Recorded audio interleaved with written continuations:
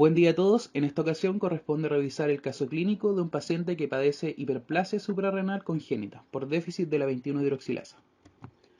Luis es un lactante de 1 mes y medio de vida diagnosticado de hiperplasia suprarrenal congénita con pérdida salina y genitales externos masculinos con estadio 5 de Prader. Al ser ingresado al servicio de pediatría se revisa el informe de interconsulta que incluye los siguientes datos. Nació de un parto normal, edad gestacional 40 semanas y un peso al nacer de 3,110 kilogramos que corresponde a un peso adecuado o eutrófico. También presentó ictericia neonatal que no precisó fototerapia y las pruebas metabólicas que se hicieron en cuanto a hipotiroidismo y fenilcetonuria fueron normales. Presenta genitales externos masculinos con criptorquidia bilateral, que quiere decir que no hubo un descenso de ambos testículos al saco escrotal.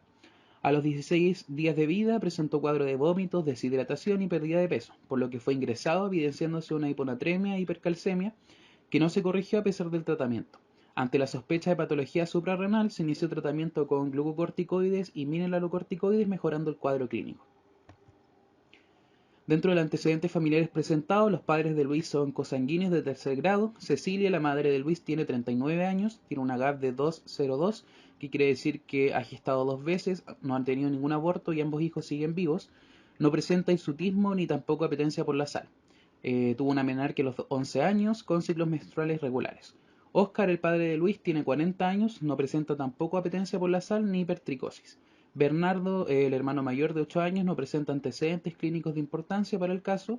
Y el abuelo paterno presentaba una talla baja, hipertricosis, que quiere decir que tuvo o tiene un exceso de vello, y también se le suma que tenía apetencia por la sal. Una tía por parte de la madre también tiene antecedentes de hirsutismo leve, que es decir, que tiene un exceso de vello en un patrón similar al de los hombres, como vello en la cara, pecho y espalda, y también tiene apetencia por la sal más problemas de infertilidad. Al examen físico actual de Luis se observa que pesa 3,8 kilogramos, tiene una talla de 52,5 centímetros con un perímetro cefálico de 38,5 y tiene ausencia de hiperpigmentación. Genitales externos masculinos, un pene de 3 centímetros de longitud con meatro uretral normal. No se palpan gónadas, tampoco existe pubarquia.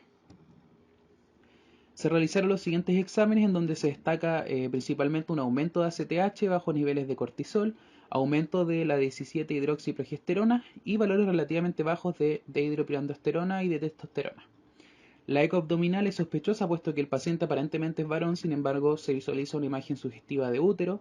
La cistografía muestra una uretra de trayecto peniano masculino que en ese momento se consideraba normal, mientras que la resonancia magnética revela una vagina con contenido hemático y también una imagen sugestiva de útero, que es confirmada con la laparoscopía exploratoria, revelando presencia no solo de útero, sino también de ovarios, trompas y cúpula vaginal normales. El cariotipo del paciente es 46XX, es decir, es de sexo femenino genéticamente hablando y no posee el gen SRI, por lo tanto se sustenta esa idea. Luego de administrar al paciente glucocorticoides por los bajos niveles de cortisol presentados, se ve un aumento en la testosterona y en la 17-hidroxiprogesterona. Los niveles de CTH se regulan, al igual que los de cortisol basal. Se realiza también estudios moleculares del déficit de 21-hidroxilasa que revela mutaciones que podrían estar involucradas en la patología del paciente. El servicio de pediatría remite todos estos antecedentes del caso al Comité de Ética del hospital, solicitando la constitución de una consejería a los padres de Luis. Se diagnostica a Luis con hiperplasia suprarrenal congénita por déficit de la 21-hidroxilasa, con estadio 5 de Prader y genitales internos femeninos normales. Se decide conjuntamente con el servicio de cirugía y los padres de la paciente la corrección de los genitales externos en sentido femenino. La hiperplasia suprarrenal congénita o HSC es una enfermedad hereditaria autosómica recesiva que implica un fallo en la esteroidogénesis suprarrenal. En un 90-95% de los casos se debe a un déficit de 21-hidroxilasa, que es una de las enzimas que, como veremos a continuación, está implicada en la síntesis de hormonas esteroideas. Como dije anteriormente, se trata de una patología que se hereda de forma autosómica recesiva. Autosómico quiere decir que el gen no está en el cromosoma X o en el cromosoma Y. Y recesivo significa que ambas copias del gen deben tener el error para que la enfermedad o el trastorno se manifieste. Si ambos padres tienen HSC, todos sus hijos también tendrían la enfermedad. Si cada uno de los padres es portador de un gen afectado y un gen normal llamado portador, existe una probabilidad de 1 en 4 de que el niño tenga hiperplasia suprarrenal congénita. Por lo tanto, es importante revisar todos los antecedentes familiares ante la sospecha. En el caso de Luis, vemos que ambos progenitores poseen mutaciones genéticas, posiblemente se trate solo de portadores, puesto que no se datan antecedentes manifestación clínica de la enfermedad de ninguno de los dos. Además, en el árbol familiar, algunos individuos como el abuelo y la tía poseen manifestaciones que pudiesen ser causa de un hiperandrogenismo y una baja de la producción de mineralocorticoides, que podría significar que poseen una hiperplasia suprarrenal congénita leve o ser portadores de esta. Sabemos que la glándula adrenal es el lugar en donde se produce un proceso complejo y secuencial que concluye con la síntesis de una variedad de esteroides esenciales para la vida. Dicho proceso se denomina esteroidogénesis y en su desarrollo se encuentran involucradas una serie de enzimas que actúan sobre el colesterol para producir las hormonas propias de esta glándula, mineralocorticoides, glucocorticoides y andrógenos. El primer paso en la biosíntesis de todas las hormonas suprarrenales es la conversión del colesterol a pregnenolona, por acción del citocromo P450-SC. Esta enzima se considera el punto de partida para la síntesis de las distintas hormonas. La biosíntesis de glucocorticoides como el cortisol desde la pregnenolona requiere la acción secuencial de la 3-beta hidroxiesteroide deshidrogenasa y los citocromos P450C17, P450C21 y P450C11-beta, que convierten la pregnenolona en 17-hidroxipregnenolona, 17-hidroxiprogesterona, 11-deoxicortisol y cortisol. La biosíntesis de mineralocorticoides desde pregnenolona requiere la acción secuencial de solo tres enzimas que son la 3-beta hidroxiesteroide deshidrogenasa y los citocromos P450C21 y P450C11-S, que convierten la pregnenolona en deoxicorticosterona, corticosterona, 18-hidroxicorticosterona y finalmente en aldosterona. Las enzimas implicadas en esteroidogénesis suprarrenal, como cualquier proteína o enzima, son codificadas por genes, los cuales, como cualquier otro gen, son susceptibles a sufrir alteraciones que pueden determinar una pérdida total o parcial en la función de esa enzima, y por lo consiguiente una interrupción parcial o total de la esteroidogénesis.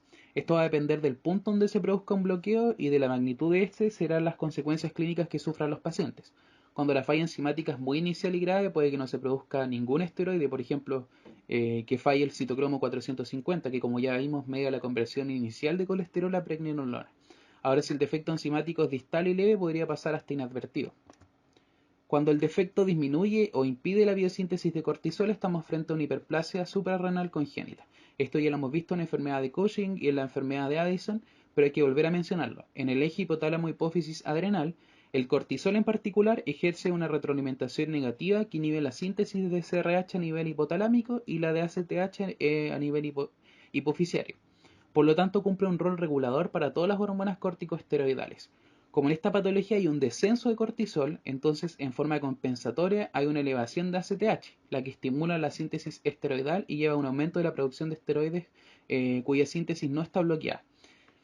El resultado es una diversidad de cuadros clínicos dependientes del déficit de cortisol y el déficit de las hormonas distales al bloqueo y por otra parte del exceso de hormonas y metabolitos proximales al bloqueo. Como dije hace un par de diapositivas, la principal causa de la hiperplasia es el déficit de 21-hidroxilasa por una causa genética. Y volvemos a ver este esquema, el déficit de 21-hidroxilasa da lugar a una disminución de la síntesis de las hormonas situadas por debajo del bloqueo, es decir, de los glucocorticoides y mineralocorticoides, y da lugar a un aumento de los productos previos a dicho bloqueo como progesterona, 17-hidroxiprogesterona y por consiguiente un aumento de la síntesis de la vía metabólica no afectada, es decir, la vía de los andrógenos. Los pacientes con déficit grave de 21-hidroxilasa presentan no solo una falta de gluco y mineralocorticoides, sino también una disminución en la síntesis de catecolaminas. Esto pasa porque igual hay una relación anatómica, vascular y bioquímica que existe entre la corteza y la médula adrenal. Existen tres formas clínicas de presentación. La forma clásica con pérdida salina con una actividad enzimática del 0 a 1% que revisaremos con más detalle en las siguientes diapositivas porque es el caso de nuestra paciente. La forma clásica sin pérdida salina con una actividad enzimática del 1 al 2%. La forma clásica sin pérdida salina se presenta en el 25% de los casos y se caracteriza por un déficit en la síntesis de cortisol y un exceso en la producción de andrógenos suprarrenales desde la época fetal. La síntesis de aldosterona no está tan gravemente alterada, por lo que se mantiene la homeostasis del sodio. Estos pacientes presentan una virilización de grado variable. Las niñas son identificadas precozmente por la virilización de los genitales externos, pero las niñas con virilización leve, y los niños en particular suelen diagnosticarse cuando están en la infancia y cuando se manifiestan signos más claros del hiperandrogenismo como la pubarquia, la axilarquia, el aumento del olor corporal, acné severo, crecimiento exagerado del pene, hipertrofia del clítoris, aceleración de la velocidad de crecimiento y la maduración ósea, resultando en una talla adulta baja. Un mal control de la enfermedad puede dar lugar a en las niñas en particular, con acné, hirsutismo y disfunción ovárica. La forma tardía, con una actividad enzimática hasta del 50%, se caracteriza por una deficiencia enzimática parcial con actividad de 21-hidroxilasa suficiente para que se sinteticen mineralocorticoides y cortisol, y que se acompaña también de una hiperproducción de andrógenos. Se manifiesta por un cuadro de hiperandrogenismo que puede hacerse evidente durante la infancia o la adolescencia, y no existe un síndrome de pérdida salina ni de virilización prenatal. La forma clásica es la más grave y es la que tiene nuestra paciente. Cursa con pérdida salina como consecuencia de la deficiencia en la síntesis de mineralocorticoides. El cuadro clínico es iniciado en los primeros días, semanas de vida, es progresivo y cursa con anorexia, astenia, poliuria y vómitos. Puede evolucionar un cuadro severo de deshidratación hipotónica y un choque hipovolémico de consecuencias letales. Se caracteriza además con acidosis metabólica hiponatrémica e hiperpotasémica, naturaleza elevada, disminución de aldosterona, elevada actividad de renina plasmática y cociente actividad de renina plasmática aldosterona elevado. En el caso de los varones, el exceso de secreción suprarrenal de andrógenos no afecta la diferenciación de los genitales externos. Por el contrario, en las niñas, el hiperandrogenismo produce una virilización de los genitales externos que lleva a la aparición de genitales ambiguos. Para clasificar los distintos grados de virilización genital se utilizan los estadios definidos por Prader. Como en nuestro caso, las niñas muy virilizadas pueden ser erróneamente identificadas como varones con criptorquidia. Esto sucede porque las estructuras que derivan del conducto de Wolff para lograr su diferenciación completa requieren concentraciones locales mucho más altas de testosterona que los genitales externos. Las estructuras mullerianas se desarrollan normalmente, así que el desarrollo del útero, trompas y los 2/3 internos de la vagina son normales. En el caso de la paciente se clasifica en Prader 5, que quiere decir aspecto externo de genitales masculinos con ausencia de testículos en las bolsas. Este esquema resume básicamente los efectos del mal funcionamiento de la 21-hidroxilasa, que condiciona un déficit de cortisol y aldosterona, asociados a un exceso de andrógenos. Y todo esto también está relacionado a un aumento de producto que está antes del bloqueo, como ya lo hemos dicho, especialmente de la 17-hidroxiprogesterona. A partir de eso se van a producir cambios en los niveles hormonales que desencadenan el cuadro clínico. En primera observación, el paciente es un bebé de pocas semanas de vida que aparentemente posee criptorquidia bilateral, es decir, los testículos no se encuentran en las bolsas escrotales.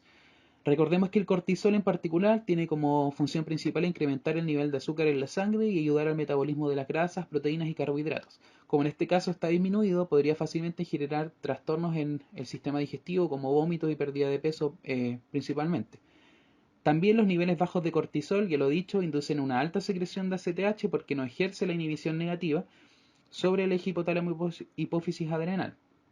La testosterona se encuentra elevada porque aumenta los niveles de metabolitos que están antes del bloqueo de la 21-hidroxilasa, principalmente de la 17-hidroxilasa progesterona, que culmina con la síntesis de andrógenos.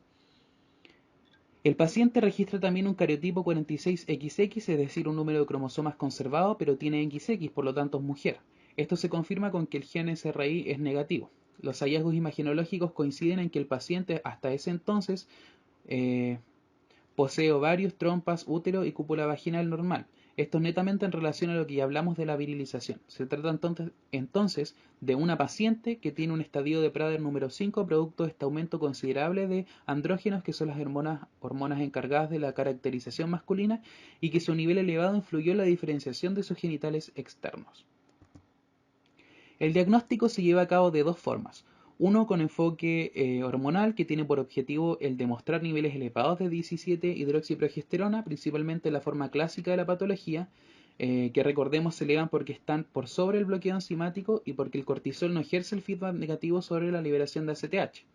En el caso de las no clásicas o tardías, el bloqueo es menos grave y se aconseja realizar un test de ACTH complementario, porque en estos casos hay funcionamiento de la enzima 21-hidroxilasa en un 50% aproximadamente. Por lo tanto, no hay una elevación de la 17-hidroxiprogesterona muy notoria y no es tanta la manifestación clínica, incluso en algunos casos suele pasar desapercibida. El diagnóstico genético consiste en determinar la anomalía en el gen CIP21A2, que es el gen que codifica la enzima 21-hidroxilasa. Se debería hacer un estudio familiar que también permita la pesquisa o diagnóstico de portadores en la familia o de formas no clásicas. La correlación genotipo-fenotipo en el déficit de 21-hidroxilasa es muy intensa, ya que la gravedad de los signos clínicos deriva directamente del grado de déficit enzimático generado. En el caso de la paciente posee dos mutaciones en el sexto exón que condicionan una actividad enzimática del 0% y que se expresa clínicamente con la pérdida salina. Para finalizar, la hiperplasia suprarrenal congénita se trata de tres formas. Primero, un tratamiento con glucocorticoides para suprimir el exceso de SRH y STH y también para suprimir el consecuente exceso de andrógenos. En este sentido, la hidrocortisona es el tratamiento más efectivo, al tener una potencia superponible a la del cortisol endógeno. En los pacientes con HSC no clásica o tardía, el tratamiento se reservaría solamente para los pacientes que son muy sintomáticos, perdón. Es decir, pacientes que tienen una pubarquia rápidamente evolutiva con aceleración de edad ósea y pronóstico de talla final baja, adolescentes mujeres con hirsutismo y acné grave y en adultos con hipofertilidad. Los pacientes con pérdida salina requieren la administración de un mineralocorticoide, que el más utilizado es la fluorocortisona, y suplementos de cloruro de sodio durante al menos el primer año de vida. Una dosificación excesiva de la fluorocortisona también puede retrasar el crecimiento y producir hipertensión o taquicardia, así que hay que tenerlo en consideración. El tratamiento quirúrgico se inicia con la asignación precoz del sexo, que debe ser la del sexo genético gonadal, y esto se da por la posibilidad de preservar la función reproductora del paciente. Esto se lleva a cabo mediante una reconstrucción genital con una clitoroplastía y una vaginoplastía que se hacen en un mismo acto quirúrgico con el objetivo de poder obtener una corrección completa de los genitales externos antes de los 18 meses de edad. Se debe ofrecer apoyo psicológico a los pacientes con ambigüedad genital y una información completa e individualizada a la familia. Esto por esta razón que los antecedentes del caso en cuestión fueron remitidos al Comité de Ética del hospital y desde ahí se solicitó una consejería para la familia. Muchas gracias por su atención. Dejo con ustedes las referencias bibliográficas utilizadas para la exposición.